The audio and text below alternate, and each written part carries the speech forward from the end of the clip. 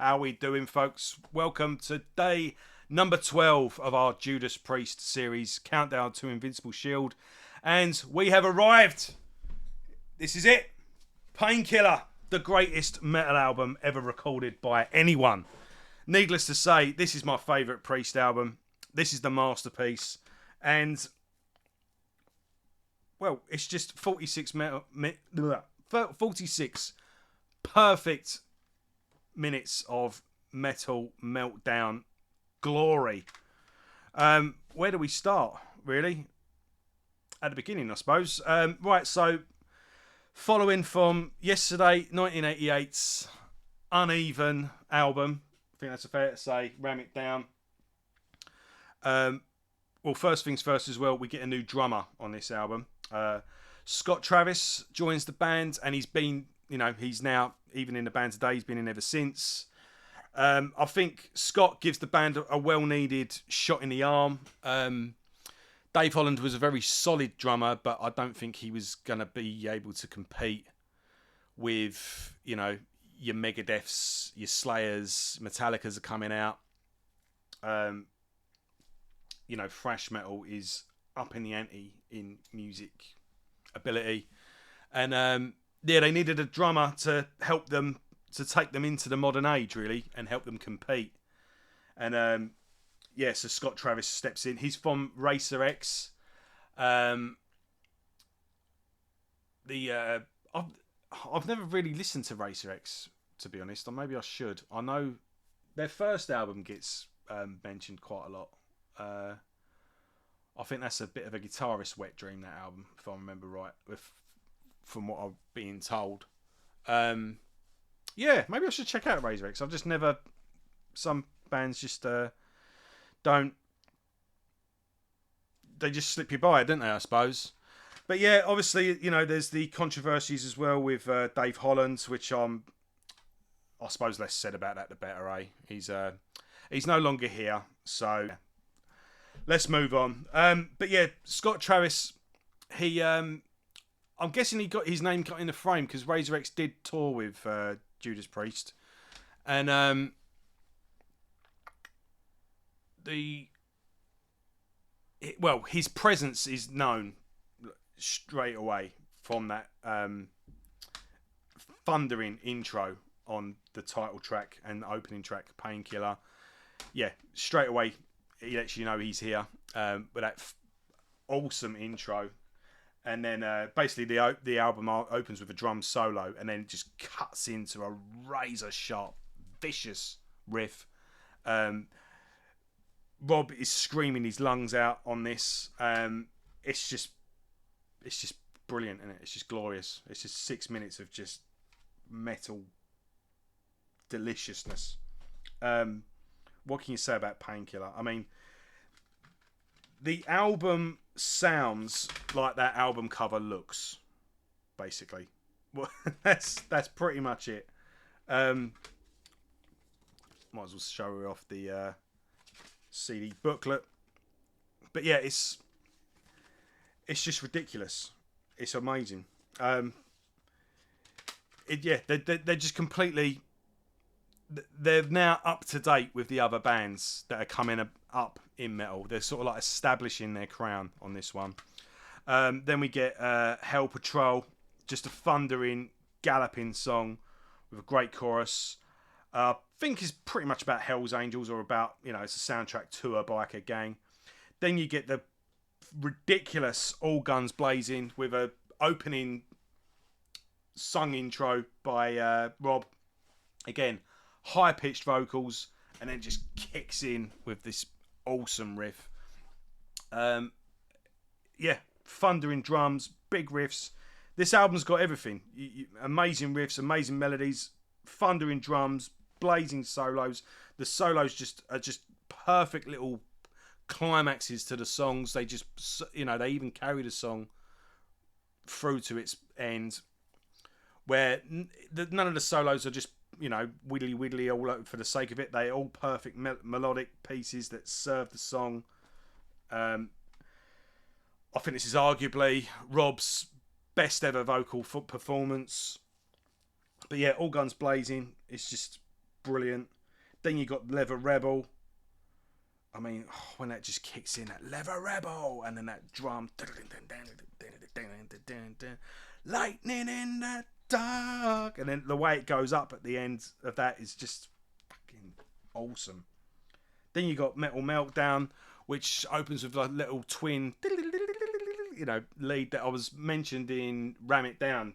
Another song, was it Heavy Metal that opens with that? It's like, yeah, they've attempted it with that, but they perfected it on Metal Meltdown. Again, it's just balls to the wall all the way through it. It's just shredding non-stop. Then you get the epic Nightcrawler. Again, just a perfect soundtrack to a horror film. Some horror films should have picked this up, even if they didn't use the whole thing. But just that opening clean at but then when it just kicks in with the keyboards backing it up, that bam, bam, bam, bam, bam, bam, bam. And it's kind of cheesy, but it doesn't matter. It's all the lyrics on this are cheesy, really, but it's just delivered with such confidence that you just go with it. And yeah, Nightcrawler's just really dark and atmospheric as well, and it's heavy. It's music. It's theatre, but it's brilliant. Then you got Hammer and the Anvil. I mean, I feel like I should talk more about Nightcrawler, but it's hard to review this album because it speaks for itself. It's hard to know what to say because it's just awesome. But every song on this is a highlight. Every song on this could have been a single. I mean, when I did British Steel, I showed off that came with a DVD of them doing British Steel in full. Oh, mate, what I would give for them to play this in full. But I don't think Rob can do it nowadays, really, with his voice. Which I don't begrudge him either. I'm not expecting him to. But it'd just be so good if they did, though. But yeah, the worst song on this is better than the best song that's been on the last couple of albums. I mean, this one really has blown the cobwebs out. Yeah, but you'd find that with Priest going through the whole catalogue anyway. They do kind of reach a pinnacle and then they kind of build up again to a new pinnacle and then they go, But anyway, Hammer and the Anvil, another great song, really catchy as hell. It's just a good, straightforward rocker, that one. Thundering drums during the chorus, though. A touch of evil. I mean, what a song. It's I